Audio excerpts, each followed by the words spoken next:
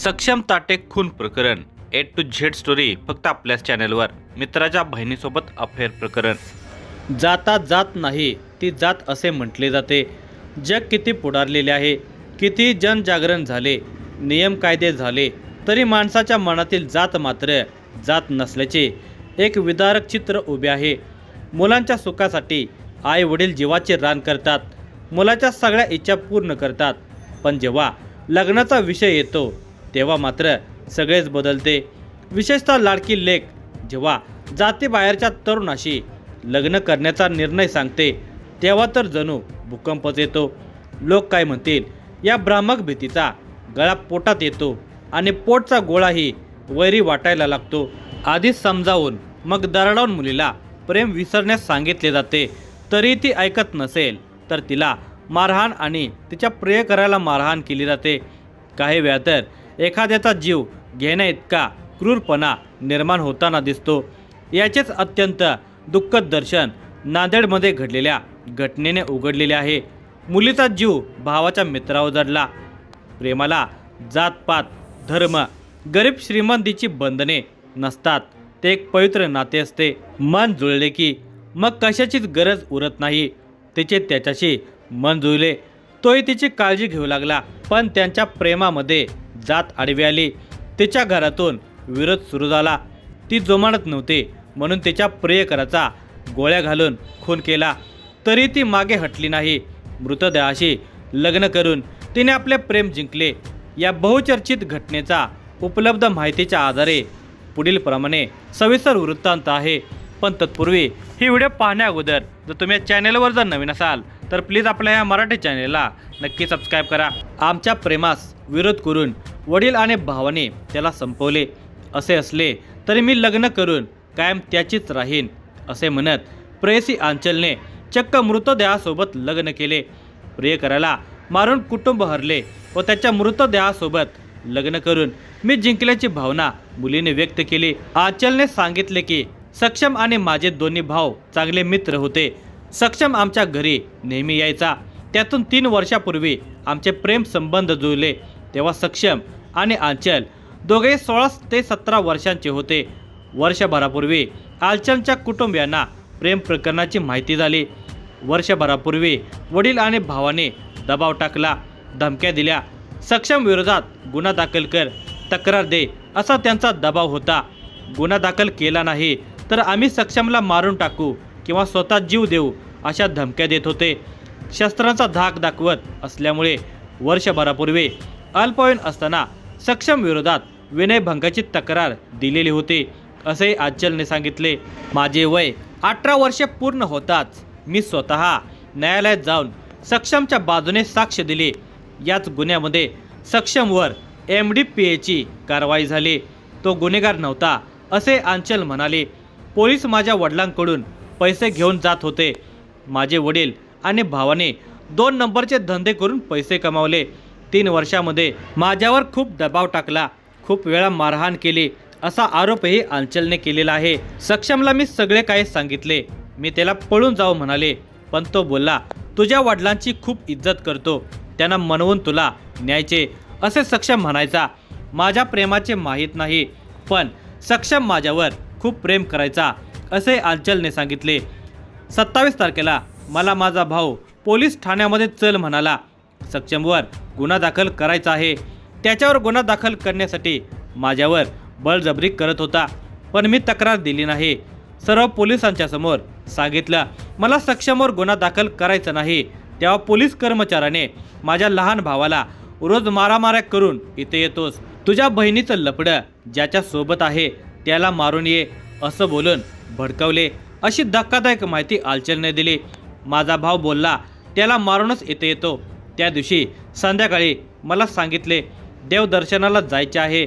मला घेऊन परभणी जिल्ह्यातील मानवत येथे आईच्या माहेरी नेले. त्यावेळी वडील आणि 2 भाऊ सोबत नव्हते.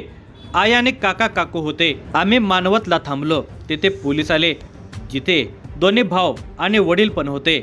यावेळी आंचलने सांगितले सक्षम ताटे हा नांदेड शहरातील इतवारा भागातील संगसे नगर येथील रहिवासी आहे.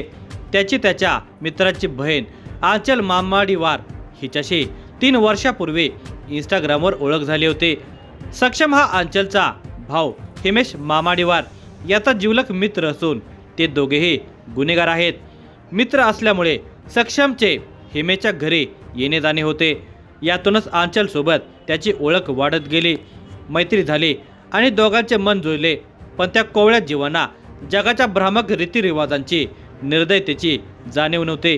त्यांचे प्रेम फुलत गेले याची खबर तिच्या घरातील लोकांना लागली आणि एकच अस्वस्थता दाटली. कारण होते सक्षमची जात. दोघांच्या जातीतील भेदामुळे या प्रेम प्रकरणाला विरोध होऊ लागला.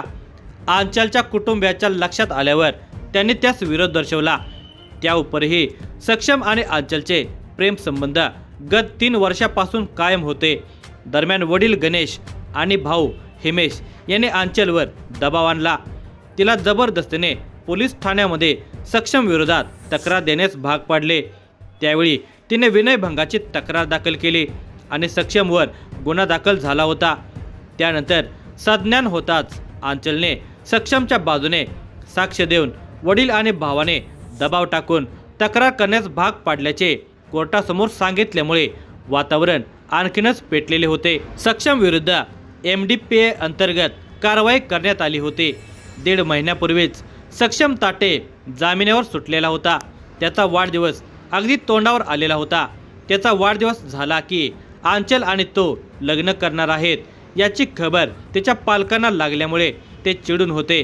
कोणत्याही परिस्थितीमध्ये सक्षमचा काटा काढायचा असे त्याच्या घरच्यांनी प्लॅनिंग केले होते. दिनांक 27 नोव्हेंबर रोजी सायंकाळी हल्लेखोराने प्लॅन तडीस नेला.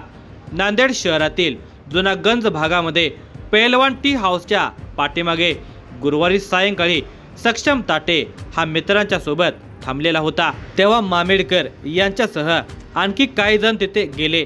तू माझ्या बहिणीशी का बोलतोस असे विचारत हिमेशने त्याच्याशी वाद घालण्यास सुरुवात केली. सक्षम त्याला उत्तर देत होता. त्यातून त्या दोघातील वाद भडकलेला होता. यावेळी हिमेश आणि त्यांच्यासोबत असलेल्या एकाने सक्षमवर गोळी झाडली. ती गोळी त्याच्या बरगडीतून आत गेली. त्यानंतर रक्तबंबाळ झालेल्या सक्षमच्या डोक्यात फरशी घालण्यात आली. त्यात त्याचा जागीच मृत्यू झाला. या घटनेमुळे परिसरामध्ये खळबळ उडाली होती. पोलिसांनी अवघ्या तासाभरामध्ये हिमेश मामेडवार आणि गजानन मामेडवार या दोघांना ताब्यात घेतले. त्यानंतर साहिल मामेडवार व अन्य एकाला परभणी जिल्ह्यातील मानवत येथून अटक करण्यात आली. या प्रकरणी सक्षमची आई संगीता ताटे वय वर्ष 40 यांनी पोलिसात तक्रार दिली होती.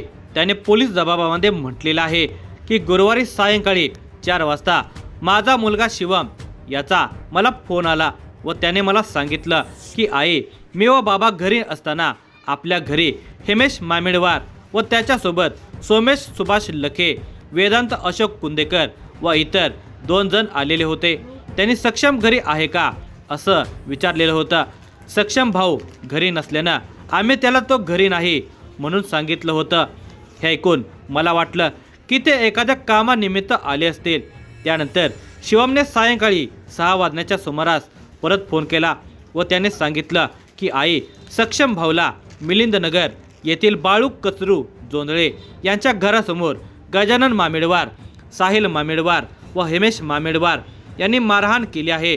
तू लवकर ये असं सांगितल्याने मी लगेच मिलिंदनगर येथे जाऊन पाहिले असता तेथे माझा मुलगा सक्षम ताटे हा जखमी अवस्थेमध्ये पडलेला होता. सक्षमच्या डोक्याला आणि तोंडाला मार लागून डोक्यातून मेंदू बाहेर आला होता. बाजूला फरशीचा तुकडा रक्ताने भरून पडलेला होता. तसेच कपाळावर बंदुकीची गोळी लागल्यासारखी जखम होती व गोळीच्या पुंगळ्या देखील तेथे पडलेल्या होत्या. त्यानंतर तेथे पोलीस आले व सक्षमला ॲम्ब्युलन्सने दवाखान्यात नेले असे त्यांनी जबाबात म्हटलेले आहे. अंचलचे वडील गणेश मामेडवार हे गेल्या वर्षी 14 एप्रिल रोजीच्या भीम जयंती मिरवणुकीमध्ये सहभागी झालेले होते.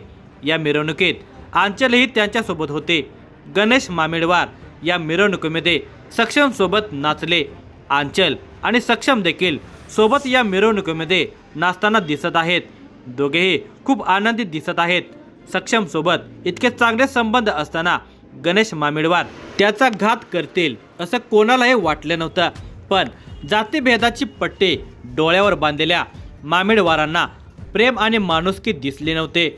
त्याने एका उमद्या तरुणाचा आणि मुलीच्या प्रेमाचा घात केला होता. त्याचा जीव घेताना त्यांना परिणामाची जाणीव नव्हती.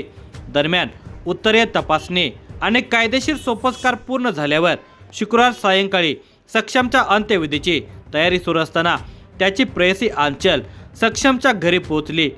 सक्षम हयात नसला तरी त्याच्या मृतदेहासोबत लग्न करून मी कायम त्याच्या कुटुंबासोबत राहणार असल्याचे तिने सांगितलेले आहे. आंचलने सक्षमच्या मृतदेहाशी अखेरचा विवाह करून आयुष्यभर त्याच्यासोबत राहण्याची शपथ घेतलेली आहे. सक्षम ताटे याचा मृतदेह त्याच्या घरी आणण्यात आला तेव्हा त्याचे नातेवाईक आणि मित्र परिवाराची मोठी गर्दी झाली होती. सक्षमचा मृतदेह पाहताच कुटुंबियांनी प्रचंड आक्रोश केला होता. या हृदयद्रावक वातावरणामध्ये आंचलने एक भावनिक निर्णय घेतला. तिने सक्षमच्या मृतदेहाला आणि स्वतःच्या अंगाला हळद लावली. त्यानंतर तिने सक्षमच्या नावाने आपल्या कपाळावर कुंकू लावले आणि आम्ही आता लग्न केले आहे असे जाहीर केले. अत्यंत भावनिक प्रसंगी आंचलने प्रसारमाध्यमांना सांगितले की तो सक्षम आता नसला तरी आमचं प्रेम जिवंत आहे. मी मनाने कायम त्याच्यासोबतच राहीन. एवढेच नव्हे तर तिने सक्षमच्या घरीच कायमस्वरूपी राहण्याचा निर्णय घेतला आहे. मी आता सक्षमच्या घरीच राहणार आहे. मला सक्षम सोबतच राहायचे आहे असे तिने ठामपणे सांगितले. तसेच या प्रकरणी वडील आणि दोन्ही भावांच्या विरोधात कठोर कारवाई करा अशी तिने मागणी केली.